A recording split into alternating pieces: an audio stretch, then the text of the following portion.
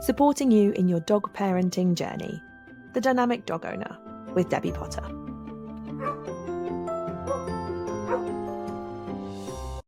Hello and welcome to this week's episode of The Dynamic Dog Owner, the podcast designed to support you, the dog parent, in your dog parenting journey. As you'll know, we talk about the human side of the dog training, living with a dog, because we are a big part of it. And equally, because we love our dogs, we get a lot of emotions and a lot of feelings and a lot of guilt thrown into our parenting journey. And that's what we're going to be talking about a little bit on the podcast today. If you're looking for dog training, then do check out the Potterful Academy. The link's in the description to get a 3-day free trial of our online training community. But today we're going to be talking about emotions and how they get the better of us and how sometimes it all becomes a little bit overwhelming. So this is an experience I had last week, and I think it's really, really important for me to share real life how dog trainers feel too, because we are put on a pedestal.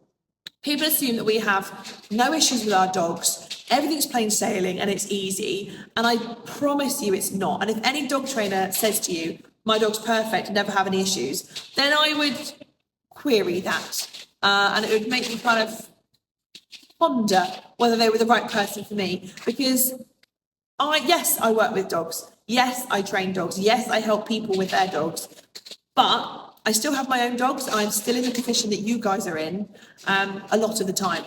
Training my dogs, overcoming challenges, not getting it right, trying to fit it in. All of those things are, I'm not immune to them. It's exactly the same for me as it is for you.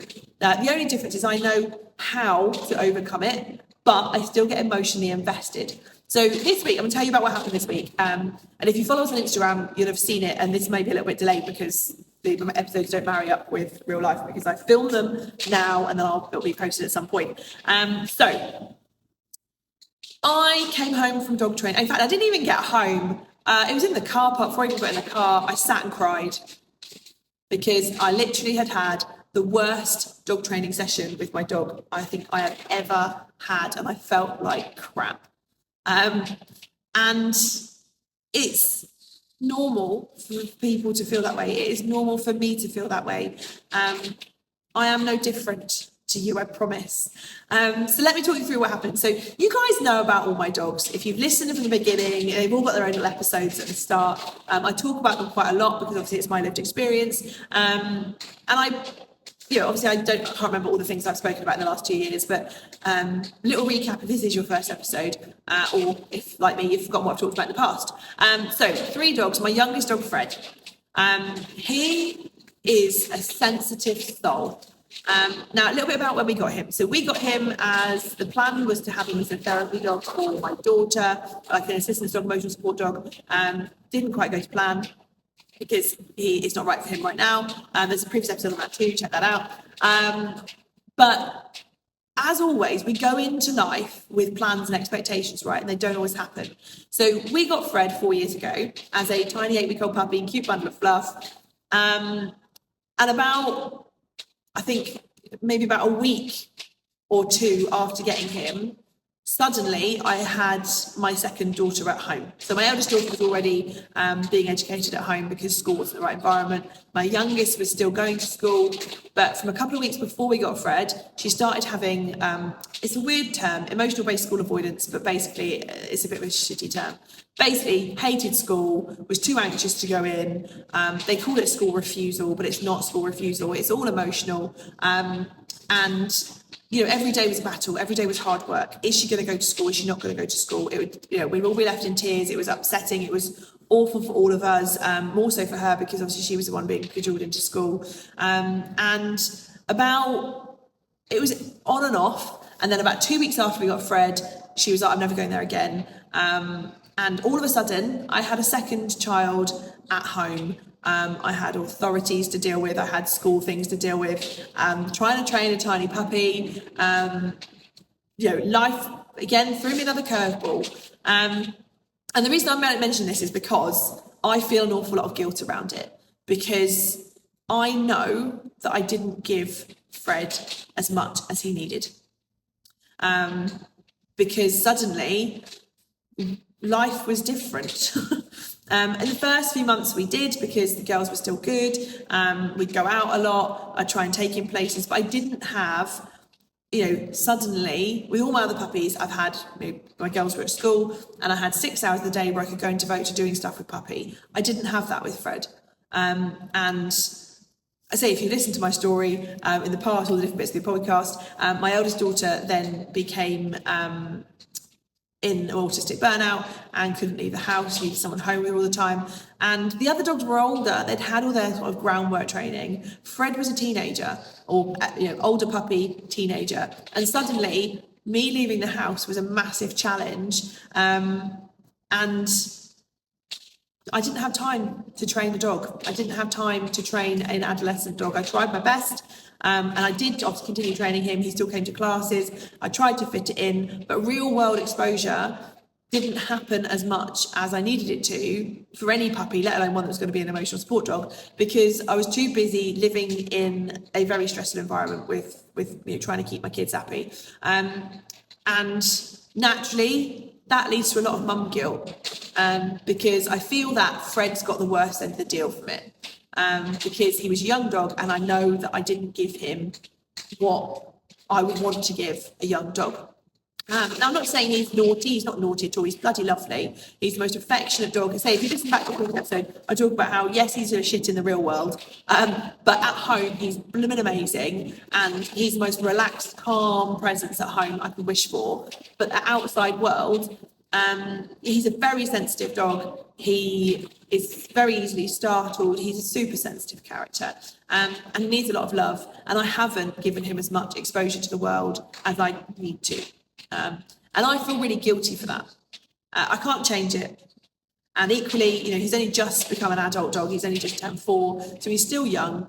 And I know all of this, but I know what he can cope with. So recently, he's been doing really, really, really well with walks out of the house. So while he was in his adolescence, I kind of stopped taking him for street walks because they were just too stressful for him, and I'd only take him to big open fields.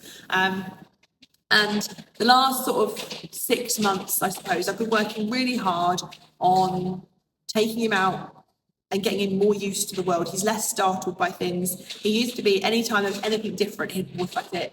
Someone walked or popped out from behind him, but go crazy because he was easily startled. All of those things have reduced, and he's doing so well on his walks. And I was feeling really blooming good. Last time I took him out for a walk, we went a really long way. He didn't bark at people. He didn't bark at, not that he barks at every person, but if someone just pops out and makes him jump, not that they make him jump, but he doesn't expect it, he'd bark. He'd bark if a bin was in the wrong place originally. So all those things he's overcoming, and he's doing really, really well. We had a lovely walk together, loosely. Walking is suddenly a thing, whereas before, because he was a little bit stressed, he'd pull. Emotional, it's scared pulling. Which is why I don't mind it, because to me, if it's emotional and you're scared, of course you're going to pull. But generally, everything's got so much better. And I was like, amazing. Now, I'm really fortunate my husband does take, he never used to, but he does now, a really good sort of part of the dog responsibilities, in terms of that he started to want to bring them to training, which is great, because obviously my kids want me at home because I'm mum, I'm at work, in the evenings and stuff, they want me home. So he said, you know what, I'm going to take the dogs to training this summer. I said, that's brilliant, thank you, I really appreciate it. The dogs need it, it's good for you too. You can build more of a relationship, etc. So he's been taking the dogs to training more than I have, which has been lovely. But I haven't then taken Fred to a group class for a month or two, can't remember. And he said to me last week, I really struggled. I was like, what do you mean you really struggled? Oh, it was just, really, really hard. And I was like, well, that's, he's been doing really well on his walks. So we kind of had a little check-in. And then this week he said, can you come with me? Because logistics meant I could go with him. And I was like, I don't want to step on your toes, I don't want him to just do it all for me, and, because, it's my relationship strong with him. And he was like, no, I really want you to come, because then you can show me, you can handle him, you can show me what, how he responds to you, what to do in each moment, and then I can learn from it for the future. And I was like, of course, that's not a problem. So the aim was that I would go, of course Fred was going to be better behaved for me because he loves me more. That sounds really big-headed, but naturally the dogs are mine. They all bond to me more than anyone else in the family. They love everybody else, but there's just that edge of mum is mum. which all dogs are going to pick somebody that they just naturally in tune to more. So I expected that any struggles my husband had been having the week before, I wouldn't have, because it's me. Really, really shit approach, right? So we turn up to class, he settles in beautifully, as he does, and my husband was like, oh, I don't normally do this, I don't normally give him that, cool. So took a few really good pointers away, but then Fred was an absolute arse, and he was awful. I say he wasn't an arse, he wasn't misbehaving, but it made me feel that way. It made me feel that he was purposely doing this to annoy me. I know he isn't. He was really struggling. I couldn't connect with him. And you know what? It felt like we had taken years back on our journey. He suddenly wasn't eating food. He used to not eat food as a puppy. We'd overcome it. He wasn't eating food. He couldn't engage with me. He was distracted by everybody and everything. Naturally, he's a noisy dog. He does like to bark. His barks are very communicative, so I know which one each means. And it was I want to go and say hello to everybody bark. I'm like, mate, you can't go and say hello to everyone. We've been working years on ignoring people. What is going on? He was so stressed. And it was, do you know what? It was awful. I'm not going to lie. And if someone... And this is where previous episodes, again, I've talked about this. Now I don't care what other people think of me. But even I thought, bloody hell, if I was watching that, I think she must be a shit dog trainer. Because he was struggling so much. I kept cool. I kept level-headed. I kept working with him. I kept giving him space. We did all right. He did okay. But naturally, I felt really downhearted. I felt really crap. I felt like it was all my fault. I felt like that, everything we've been working on has been pointless, and we've suddenly regressed to 51 million steps. And I felt embarrassed. I felt like, the huge mum guilt of it's all my fault. I've never done enough for him, because in all the years we've had him, I've never done what he needed. I've done my best, and he is a lucky dog to have us. I know that. But in the moment, all of those emotions took over, and I got him back in the car and I cried. And I sat and cried, because life is not easy. Life is hard. And I felt all the emotions. Now, obviously, we talk about dogs having a rational brain and an impulsive brain. We're the same. But at that point, I was completely overwhelmed, completely disheartened, emotional, just going, oh my God, my dog's just done terribly. I'm awful. And I didn't blame him, because he was doing what he could do in that moment. I was blaming myself and saying he really struggled. He didn't do well. He's not like that. He's not been himself. And I was upset about it, naturally. This is where the rest of the training team come on board and go, you guys are amazing. You're doing the best. Their rational thinking came in. But at that moment, I didn't want to hear it. They're like, you are doing, everything you can for him. He's never normally that bad. He must be having an off day. All their rational thought comes in, and I'm still like, no, he's terrible. It's all my fault. As you would, right? Now, half an hour, back to normal, thinking brain back, and we've worked out, a plan. But in that moment, naturally, all my emotions take over, and it felt terrible. I felt terrible. I felt like I have failed my dog completely. But now the rational brain is back. I know the things I need to look at. And I know the reasons why it could happen. So I now look back and go, right, it was late at night. It's getting darker earlier. He's not a nighttime dog. He's a morning dog. He's quite a sleepy boy. So it was probably that he was overtired. The last couple of weeks, his tummy's not been 100% right. It was a few days before I had the class, but he's had a few, runny tummies. So he's probably feeling a little bit naff. He'd already been out for a 2-hour walk that day, so he's probably really tired. He doesn't have a lot of stamina. My mum's dog was round. Naturally, they don't get on. That's a lie. They do get on. They get on well, but they do fall out occasionally. And Fred's always a little bit on edge, going, got to be careful what I'm doing so that I don't, create an argument. So he was naturally on edge from that. I can't remember, there was some other things that I thought of as well. Can't remember. There's a few other things. I was like, right, so these are all the reasons why he probably was not feeling himself and probably why the session was crap. Now, going forward, what am I going to do about it? And I've come up in my head, a few things I'm talking to, checking out his tummy issues, seeing if there is an underlying issue there. I am making a think about it and go, next time he's been out for a long walk, I'm not going to take him in the evening. And all of these other things, I've got a plan to go forward. I'm going to up doing stuff. I'm going to try and bring him to the morning classes more. I've got a plan to overcome it. Most important thing, my husband thought it was brilliant, because he was like, God, it wasn't that bad for me the week before. So it really boosted his confidence, which is great, because naturally he is not as confident with the dogs as me. So I much prefer it to happen to me than it would to him, because I can overcome it more. He wouldn't be able to, because he, naturally he finds it harder anyway. And if they're misbehaving, he's always never this bad with me. So he was really happy. So that was good. And we've got a plan going forward. So in a way, it actually helped quite a lot, because it made me go, right, I need to do these things that maybe I've been sitting on the fence about for a little while. It helped my husband, because he went, okay, I wouldn't have done any of those things to help him. So he now knows if he's struggling, even if it was less, he now knows how to adjust what we're doing with him. So that was really useful. So actually, let's look at it. It was actually a really positive experience. Yes, it made me cry. But it was a really positive experience that we can take a load of positives from. So my point of today's podcast is, I am normal, I am human, my dogs make me cry, I feel guilty, I feel like the worst dog mum in the world sometimes, and then I think rationally and go, no, hang on, you're all good. But it's normal to feel these emotions. We are so emotionally invested in our dogs, and we all love them, right? They are the centre of our world, and it's normal to become overwhelmed with, am I doing enough for them? Equally, we have to stop and look at the whys. Why are these things happening? And, I've now come up with loads of different reasons as to why he was having a bad day. And I can make sure that I consider all of those beforehand. And it's normal for you to feel this way. If you are feeling naff with your dog, it is perfectly normal.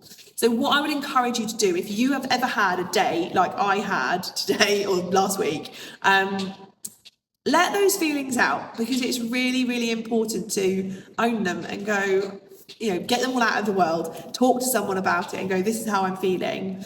And then when you're back in that rational mind, making a plan. And obviously that's where your dog training community can help you. If you work with a dog trainer already, they can help you, because they are, naturally, we find it ourselves, we are that one step emotionally removed. Obviously, we are very invested in our clients and their journey, but we are not directly emotionally connected to living with a dog and loving them as much as you guys do. So we can have that one step further back and make really constructive, thought-driven responses and help you create a plan. Like I did, as soon as I was back in the rational brain, I've got a plan. We can help you with that. Your dog trainer can help you get back on track. So talk about it. I promise you that everybody else has had a day like that once, if not more, where they have struggled just the same. Don't see it as a negative. Don't be tempted to give up. See it as valuable, constructive sort of feedback processes that you can then move on from. But the main thing is to talk about it and share it, because other people assume that nobody else feels like this and they're the only one. And having a community of people who you can go, oh my God, you felt that before too? Great, it's not just me. Is so, so valuable. And the main thing is taking away the positives from it. And there are always positives to be found, always. And that's something I'm really passionate about, making sure that even if a situation is perceived as being negative, there are always positives. So I've obviously found those and seen that it's helped my husband a little bit. It's made me come up with a plan, etc. So I promise you, you are normal if you have these days. I have them too. Everybody has them. And it's okay to talk about it. It's okay to share it. Do chat about it. And that's why we have so many platforms that people can talk to us and share these emotions of. If you haven't seen it already, we've got a Facebook community group where you can go in and share every win and all the negatives too. And there are a community of wonderful people who will share those woes, give you their sob stories too, and say, oh my God, that happened to me once, and share and resonate with you. And also our training team who can give you a little bit of support on there too. We've also got the community, the Potterpaw Academy, which can help you break down exercises and work on things. There's hundreds of podcast episodes that are designed to help and support you in so many different areas. And of course, you can always work with us to get direct support too. So there are so many ways that you can get support, help you through these challenging times. I'm so fortunate to have a team of dog trainers who all know me and my dog, who then give me constructive feedback too. So don't forget, this is normal. It is normal to feel like this. And if you have ever felt that way, tell someone about it, talk about it. Share it in the comments of our episode. Ask questions. Join us on one of these platforms and have a chat with us. Hopefully this episode has been useful to let you know that I'm human too, and I feel this stuff too. And we can all overcome it together. Have a wonderful week. I'll catch up with you really soon. And do like, share, comment the podcast to anyone who you think would benefit from it. If you love listening to the podcast, why not check out the Potter Academy for practical dog training advice and how-to videos. The hub is broken down into sections, and hundreds of pre-recorded videos are there for you to start watching whenever you choose. You can watch them back as many times as you like. You also get to talk to other community members and discuss your training, and benefit from live Q&As with myself where you can get your questions answered. Why not make use of our 3-day free trial where you can access all of the content on the hub absolutely free for 3 days. The link is in the description below, so do check that out, and I can't wait to see you in the hub. Thank you for listening to The Dynamic Dog Owner with me, Debbie Potter. See you next time.